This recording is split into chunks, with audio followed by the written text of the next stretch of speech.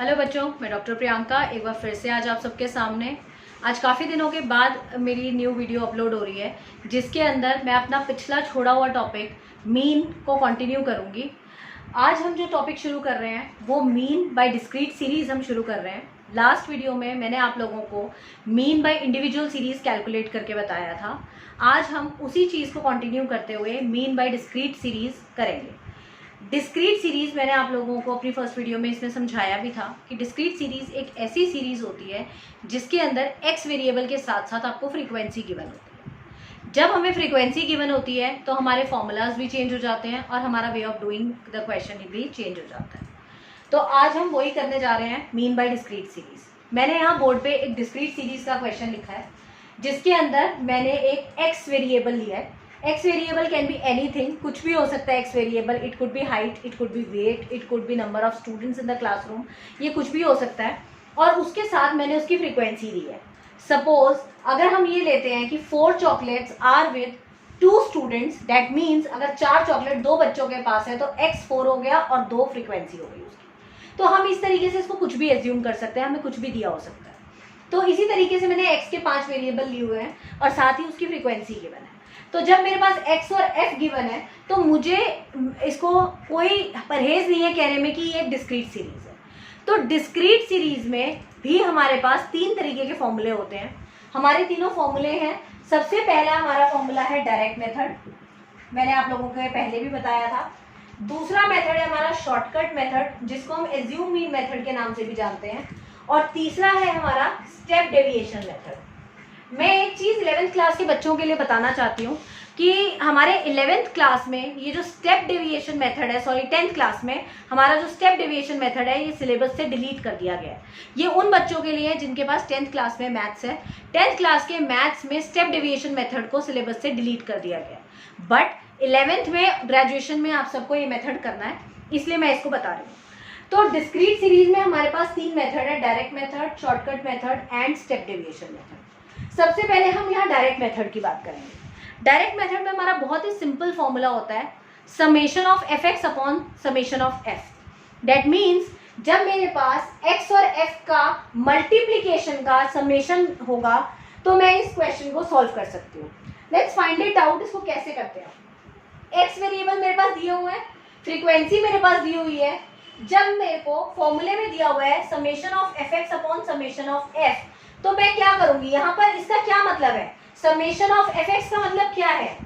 Summation of F x means F और x का multiplication और बाद में उसका सम। तो एफ और एक्स को मल्टीप्लाई मैंने यहाँ पर किया है। एक्स और एफ को जब मैंने मल्टीप्लाई किया, 4 2 8, 7 3 21, 9 4 36, 8 5 40 एंड 6 7 42। जब मैंने इनको मल्टीप्लाई किया तो उसके बाद एफ एक्स का मैंने टोटल लिया जो कि आया 147। मुझे कुछ नहीं करना, मुझे सिर्फ फॉर्मूला में इसको पुट करना है। 147 लिखूंगी मैं समेशन ऑफ एफ एक्स में, और उसके बाद हम इसको फ्रीक्वेंसी के टोटल से डिवाइड करेंगे। फ्रीक्वेंसी का टोटल है हमारा 21। अब 147 को अगर मैं 21 से डिवाइड करूंगी तो आई विल गेट 7। तो बहुत ही सिंपल तरीका है, summation of F x upon summation of f. हम एफ एक्स का समेशन लेंगे डिवाइडेड बाय हम फ्रीक्वेंसी का समेशन लेंगे and we will get the answer, that is 7। ये था हमारा डायरेक्ट मेथड। अब जो हमारा दूसरा मेथड है वो है शॉर्टकट मेथड। शॉर्टकट मेथड को हम एज्यूम मीन मेथड के नाम से भी जानते हैं। शॉर्टकट मेथड का हमारा फॉर्मूला होता है a plus summation of F T upon summation of F. यहाँ पर a जो मैंने आप लोगों को इंडिविजुअल सीरीज करते हुए भी बताया था, a का मतलब है एज्यूम मीन, f और d का मल्टीप्लीकेशन का समेशन डिवाइडेड बाय f। अब ये कैसे निकाला जाएगा? सबसे पहले मुझे चाहिए d, that is deviations. d denotes है डेविएशंस।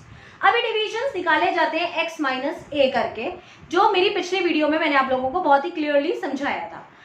x सीरीज में से जब मैं एक एज्यूम मीन को माइनस करूंगी, एज्यूम मीन हम कोई भी एक वैल्यू को ले सकते हैं जो x में है।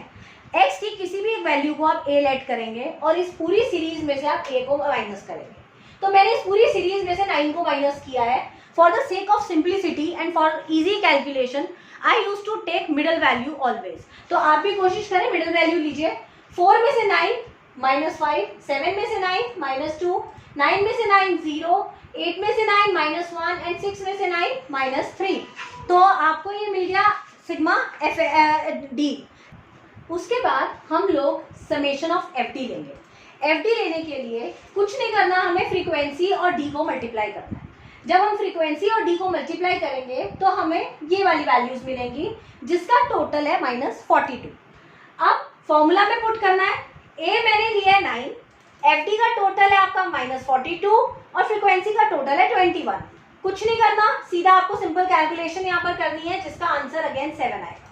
मैंने आप लोगों को पहले भी बताया था, जब अलग अलग दो फॉर्मूले से आपका आंसर सेम निकले that means your answer is correct. ये बहुत ही इजी तरीका है अपना आंसर चेक करने का, आपको दोबारा से रीचेक करने की जरूरत नहीं है। अगर आपके दूसरे फॉर्मूले में सिमिलर आंसर निकलता है that means you are doing it correct. Now moving on to step deviation method. Step deviation method में डी की जगह हम डी डैश लेंगे और फॉर्मूला में सी को मल्टीप्लाई करेंगे, बस इतना चेंज आता है इसमें।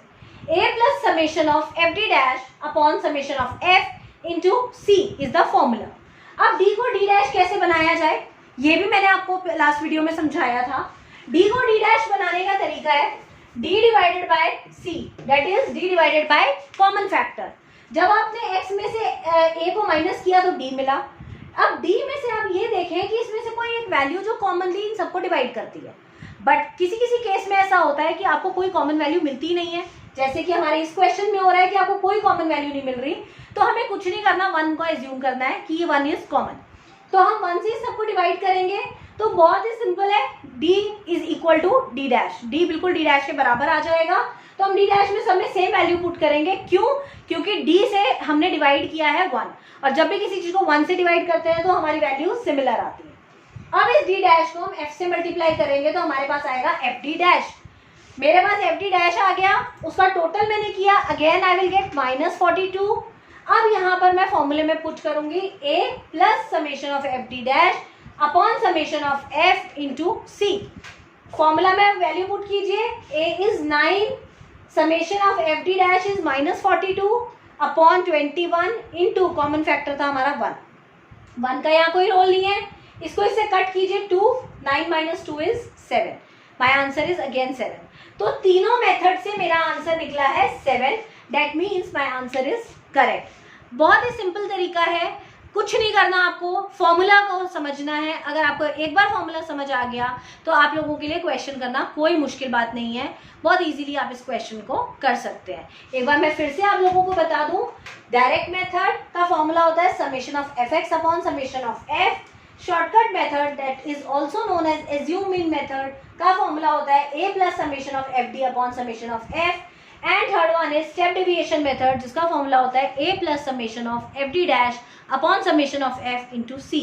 तो ये हमारे 3 मेथड है मीन के, जो कॉमन थे आपके इंडिविजुअल सीरीज में भी, डिस्क्रीट सीरीज में भी, और मेरी अगली आने वाली वीडियो जिसमें मैं कॉन्टिन्यूस सीरीज आप लोगों को समझाऊंगी उसमें भी।